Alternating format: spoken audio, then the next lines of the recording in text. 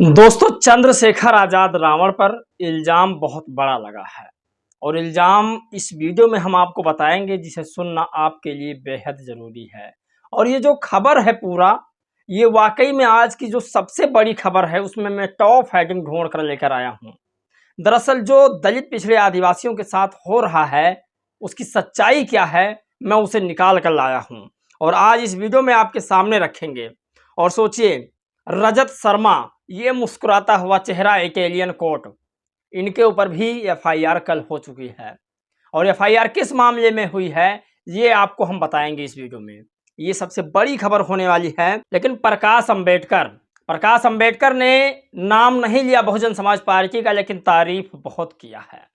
प्रकाश अंबेडकर भी अपनी पार्टी चला रहे हैं। आज इस वीडियो में वो तमाम चीजें हम आपको बताएंगे जो बहुजन समाज के लिए सुनना बेहद जरूरी है। दोस्तों, प्रकाश अंबेडकर ने कहा कि अगर कांग्रेस पार्टी संविधान बचाना चाहती थी तो वो फिर तृणमूल कांग्रेस के सामने क्यों चुनाव लड़ी, यानी पश्चिम बंगाल में चुनाव क्यों लड़ा।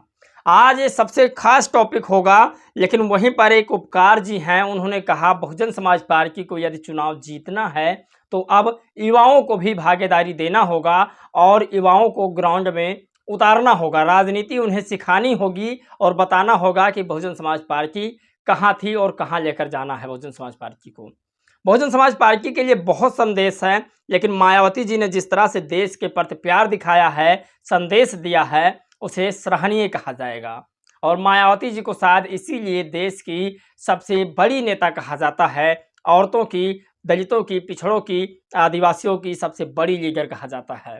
साथियों, देश में हो रहे आतंकी हमलों पर जिस तरह से कोई पार्टियां खुलकर नहीं बोल रही है, वहां पर मायावती जी खुलकर बोल रही हैं।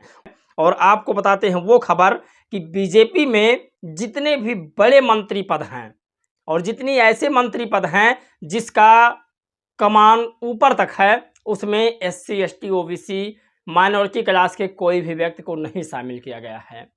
ये तमाम खबर आज हम इस वीडियो में बताएंगे। चलिए आज की वीडियो हम शुरू करते हैं।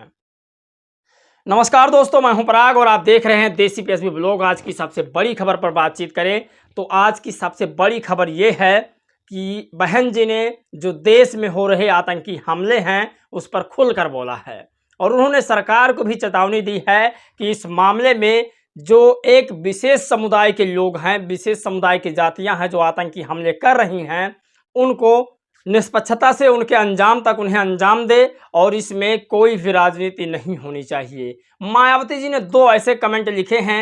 लेकिन उससे पहले दोस्तों हम आपको बता दें कि सोचिए कांग्रेस पार्टी की कैसी चाल थी। कांग्रेस पार्टी उत्तर प्रदेश में संविधान और आरक्षण बचाना चाहती थी, लेकिन वहीं पर पश्चिम बंगाल में कांग्रेस पार्टी ममता बनर्जी के साथ गठबंधन नहीं करती है। वहां क्या ये संविधान नहीं बचाना चाहती थी? वहां पर एक दूसरे की खिंचाई करती है। पंजाब में एक दूसरे की लोग खिंचाई करते हैं। तो ऐसे कई राज्य हैं जहां पर इंडिया एलियंस अलग अलग चुनाव लड़ रही थी, तो क्या वहां पर संविधान नहीं बचाना चाहती थी?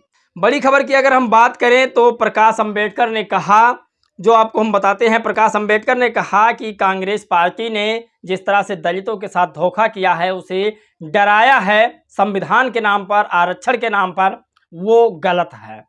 सोचिए, प्रकाश अंबेडकर का बड़ा बयान जो आपके सामने मैं रखूं। बंगाल में ममता के खिलाफ कांग्रेस क्यों लड़ी? क्या कांग्रेस बंगाल में संविधान नहीं बचाना चाहती थी या फिर इरादा बीजेपी की मदद करने का था? कांग्रेस और वाम गठबंधन के बंगाल की सभी 42 सीटों पर चुनाव लड़ा, लेकिन केवल एक सीट पर जीत हासिल की। उन्होंने आगे कहा कि केरल में कांग्रेस ने सीपीआईएम के खिलाफ क्यों लड़ाई लड़ी और बीजेपी के केरल में पहली बार एक सीट जीती क्योंकि कांग्रेस ने त्रिशूर में सीपीआईएम के वोट काटे। उन्होंने वोट के लिए बहुजनों को मूर्ख बनाया। अप्रैल में शुरू हुए चुनाव में बहुजनों का अप्रैल फूल बना दिया। बहुजनों ने अपने घर में आग लगा के दूसरों को अंधेरे से बाहर निकाला। तो ये प्रकाश अंबेडकर का बड़ा हमला था। और आगे की खबर हम आपको बताते हैं, जो सबसे बड़ी खबर है। आगे की खबर यह है कि रजत शर्मा पर हुआ एफआईआर, और एफआईआर क्यों हुआ है आपको मैं बता देता हूं। और डॉक्टर रागिनी नायक हैं, इन्होंने कहा कि चोरी और सीना जोरी। पहले तो रजत शर्मा जी ने मुझे लाइव डिबेट में अपशब्द कहे, फिर अपनी लीगल टीम से डिफेमेशन की धमकी देकर चुप कराने की कोशिश की। गांधी मार्ग पर चलने डरो मत का नारा बुलंद करने वाले गीदड़ भक्तियों से नहीं डरते। सेक्शन 294 और 509 आईपीसी के तहत क्रिमिनल कंप्लेंट दिल्ली की टोगट रोड थाने में दर्ज करवा दी गई है।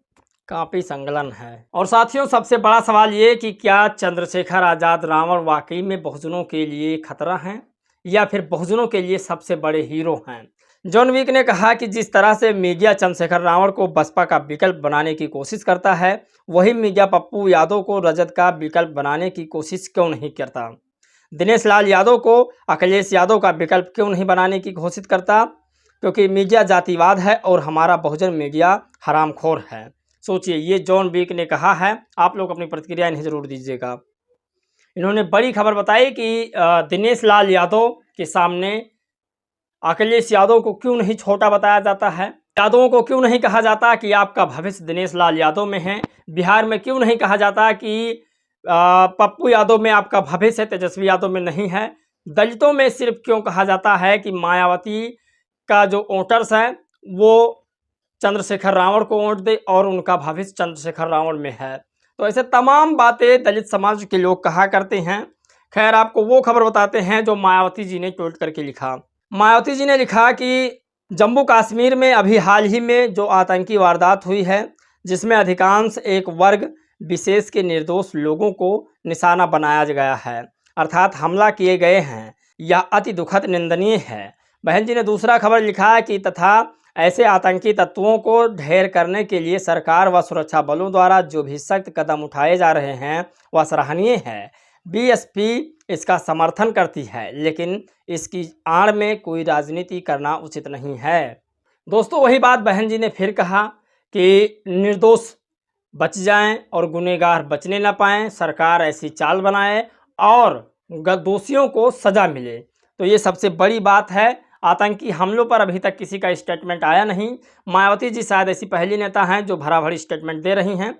और आपको वो खबर बताते हैं जो बीजेपी के मंत्रिमंडल में दलित आदिवासियों के लिए जगह नहीं है, पिछड़े समाज के लिए जगह नहीं है। अमित शाह गृह मंत्री, राजनाथ सिंह रक्षा मंत्री, निर्मला सीतारमण वित्त मंत्री, पीयूष गोयल वाणिज्य मंत्री, अश्विनी वैष्णव रेल मंत्री और सूचना प्रसारण मंत्री, नितिन गडकरी सड़क परिवहन मंत्री, एस जयशंकर विदेश मंत्री और मनोहर लाल खट्टर ऊर्जा और शहरी विकास मंत्री, हरदीप सिंह पुरी पेट्रोलियम मंत्री। बड़े और अहम मंत्रालय संभालने वाली मंत्रियों की इस सूची में SC ST OBC के लोग नहीं हैं। सोचिए, इस बात की आप कल्पना नहीं कर सकते कि SC ST के लोग सिर्फ और सिर्फ छोटे पदों पर बैठे हुए हैं। बीजेपी ने कैसे उन्हें अपने खेमे में बुलाया है और फिर उन्हें छोटे छोटे पद देकर खुश कर रही है, लुभाने की कोशिश कर रही है। तो ये सबसे बड़ी आज की खबर थी। और क्या बीजेपी आरक्षण खत्म करना चाहती है या नहीं, क्योंकि आरक्षण खत्म करने के लिए बीजेपी ने सीधा प्लान बनाया कि इस देश की सारी संस्थाओं को प्राइवेट कर दो और प्राइवेट करने के बाद में आरक्षण खत्म कर दो। आपको क्या लगता है कि जब तक बहुजन समाज के लोग हैं तब तक ये आरक्षण खत्म कर देंगे? लेकिन एक सवाल फिर बनता है यहाँ पर कि जिसे बहुजन समाज में खासकर दलित समाज ने वोट दिया था, क्या वो विपक्ष में मजबूत होने के बाद आरक्षण बचाने की कोशिश करेंगे या नहीं? अब तो विपक्ष के पास 200 प्लस सीटें हैं और संसद में बराबर आवाज़ उठाने की पावर भी है उन्हें। तो क्या इस प्राइवेट का समर्थन करेंगे या विरोध करेंगे? और दोस्तों, आपका जवाब सुनना मुझे बहुत ज़रूरी है। अपना सुझाव दीजिएगा, जो भी आपका सही जवाब होगा ऐसे जवाब होगा कि एक जवाब से 10 लोगों के सवाल को हल किया जा सके, तो मैं ज़रूर उसे पढ़ के सुनाऊंगा। इस वीडियो में दोस्तों बस इतना ही। जय भीम, नमो बुद्धाय।